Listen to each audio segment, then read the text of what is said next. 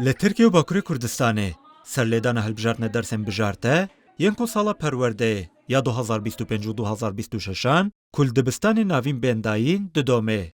Xwendekarên polên 5, 6, 7 û 8 dikarin heta 17 Sibatê dersên zaravayên Kurdî yên weke kurmancî û zazakî ango kirmanckî hilbijêrin. Lê belê kêşeya herî mezin hilbijartina dersan de ew e ku rêveberên dibistana berê xwendekaran didin dersên din û astangiyan ji malbatan re derdixin. Serokê Giştî Timsinê Kemal Irmak jî dide zanîn ku Wezareta Perwerdeyê dibêje xwendekar divê proseyê de azatin. Lê Midûriyetên Perwerdeyê, Wezaret û rêveberên dibistanan li gorî daxwazên xwe dersan didin hilbijartin. Bu topraklarda Zazaki, Kırmançı, Li ser vê erdingariyê gelek kesin bi zimanê zazakî, kurmancî, erebî, laskî diaxivin hene. Ev kes bi sedemên cur be cur tune tên hesibandin. Bi nîşandana sedemên wekî tunebûna mamosteyan, şertên fîzîkî yên dibistanan, rê li ber wê tê girtin ku xwendekar û malbatên wan bi azadî dersên Kurdî hilbijêrin.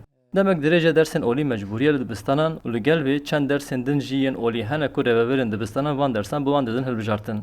Em veke sendîqa prosê ji nêz ve dişopînin ku divê qet müdaxilê îradeya xwendekaran neyê özgürce kendi istedik. Li Tirkiye sala 2012 û vir ve li dibistanên navendî dersên Kurdî wekî dersên bijarde têne dayîn. Doğan Şensesê li komeleya ziman, çand û hunerê ya Ankayê dersên Kurdî dide jî amajetike, divê pêşî hijmentiya li hember ziman bêxwartin û hînbûna zimanê Kurdî hewceyê tenê bi dersên bijarte ve neyê girêdan.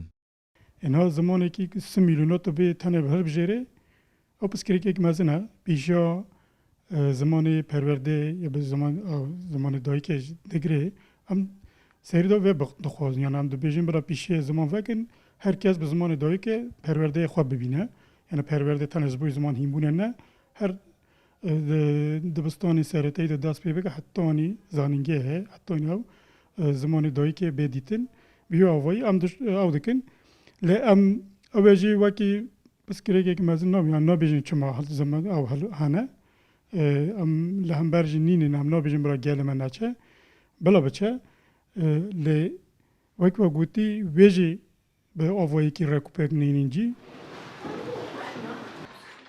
Li gorî daneyên Wezareta Perwerdeyî ya Tirkiye di sala 2024 de sihû 1109 xwendekaran dersa kurmancî, 3805 xwendekaran jî dersa kirmanckî ango zazakî hilbijartiye. Her wiha dê ev proseya hilbijartina dersê Kurdî heta 17 Sibatê berdewam bê. Endamê sendîka û komeleyan jî daxwaz rêveberên dibistanan dikin ku divê proseyê de zextê malbat û xwendekaran nekin. Saîd Özmen, Kurdistan 24, Ankara.